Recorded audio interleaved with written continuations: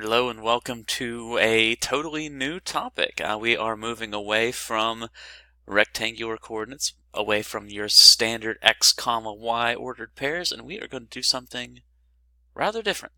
So I'm excited for this. This is one of the more interesting topics in pre-calculus trigonometry because we start doing things that you might not have ever done before, and it's going to be fun times.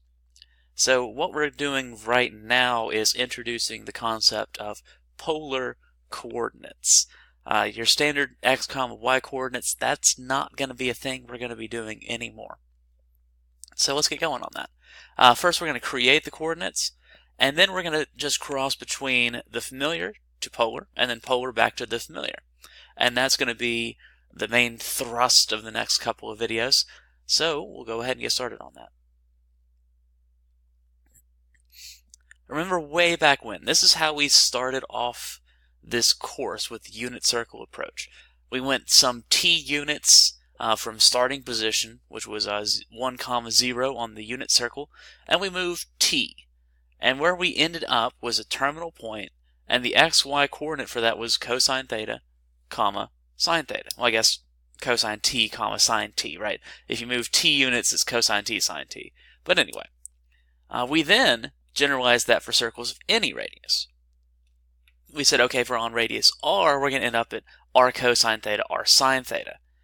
And let me illustrate that. So here is my starting position, right? 1, 0 on the unit circle. Radius is 1. And observe that as I move, my terminal point is always cosine t, comma, sine t. Well, that's for radius 1, right? And that gets us every single point on the unit circle. Now you can justify this if you must by using the right triangle approach, by inscribing the appropriate right triangle as you go around.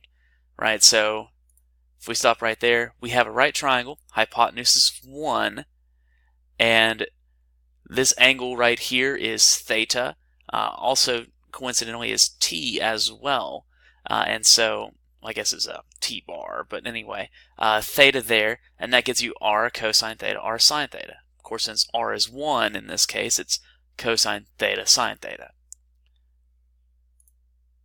And then what we did was we said, after the unit circle, we started moving to general angles. We said, well, what if the radius of the circle changes? What if we had a circle of radius 1.5? Well, it's still going to be r cosine theta, r sine theta. And that was because this right here is still the same angle.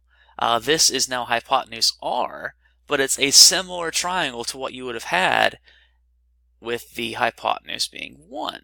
And so everything just gets multiplied by the same factor. That's how similar triangles work. And so 1 becomes r, cosine theta becomes r cosine theta, sine theta becomes r sine theta. Well, great. That's great. So that's where we got, right? That's where we are. Hopefully we're all good with that. And if you need a little more time to familiarize yourself with that, I recommend you go back and read over the notes on this bit. Because what's going to happen now is something quite beautiful. You see, here's my claim. Actually, it's not even a claim. I can plot any point on the Cartesian plane using 2 variables. And traditionally, that would have been your x comma y coordinate. But now, think about it this way.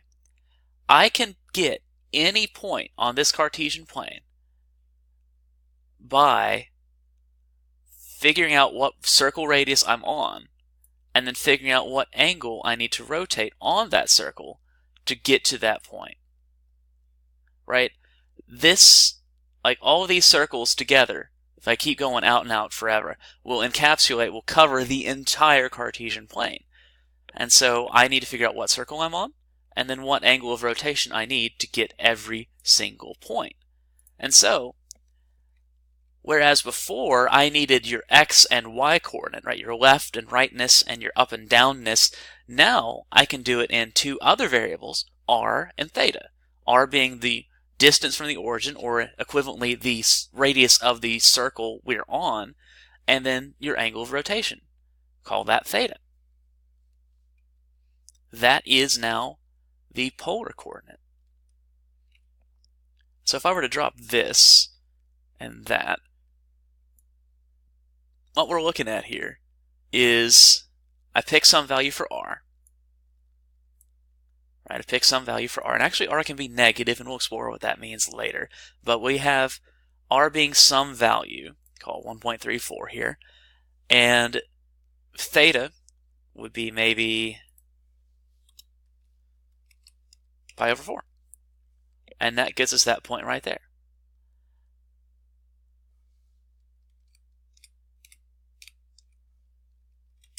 Ruined everything. But okay, I think I fixed it.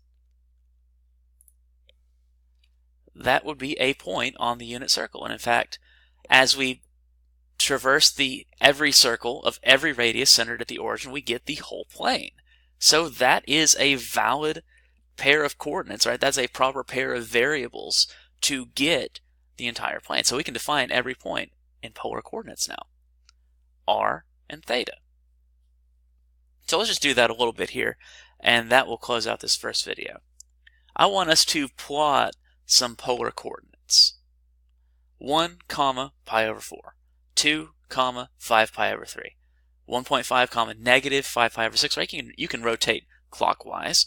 And also, finally, we'll explore what it means to have a negative radius.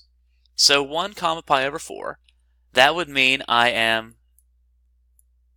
starting with a radius of 1. So we're on the unit circle equivalently, right? And so 1 rotated pi over 4, and that's going to end us right there. And that is what you would expect, right? This is r sine theta, r cosine theta, r sine theta, right? That is root 2 over 2, root 2 over 2. That is good. But now we don't have to write all that. We can just do it purely graphically, right? Start at r equal 1, start at starting position, rotate pi over 4. There it is.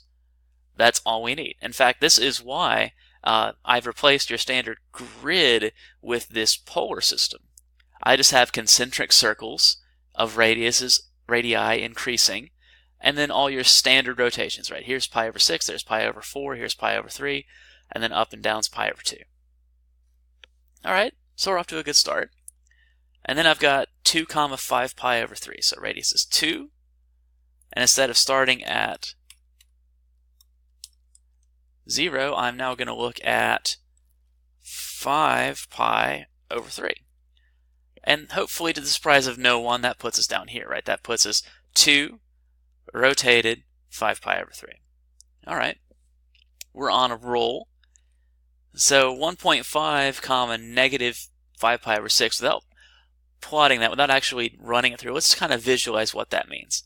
1.5, that's my radius, and I am rotating negative 5 pi over 6. So that should put me here, is my guess. Let's make sure that's right. 1.5, 5 pi over 6. Oh, that was not negative. Now it's negative. Okay, we're good. Negative 5 pi over 6. Yeah, that's exactly what we expected. All right, but what does it mean to be a negative radius, right? The last one here was negative 1.5, pi over 6. That's a little harder to look at, right? Here's the thing. Radius is, your distance out. So if your radius was positive 1.5, that would put your starting position here. But now at negative 1.5, that means you're going in the opposite direction. Or in other words, notice what happens to our starting point as our radius shrinks. It's moving to the left. Well, as radius goes negative, that starting point continues to move to the left. So now our starting position would be at negative 1.5, 0.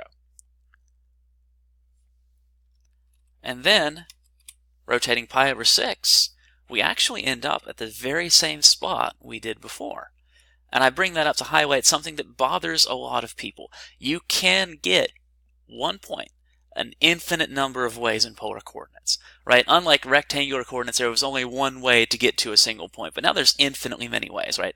R theta and r theta plus 2 pi. That would do it, right? Plus 4 pi, plus 6 pi. But there's also another way, right? Having some negative r and some equivalent value of theta. And I'll let you figure that one out, and I will see you in the next video where we start to transverse the rectangular and polar systems here. So I'll see you then.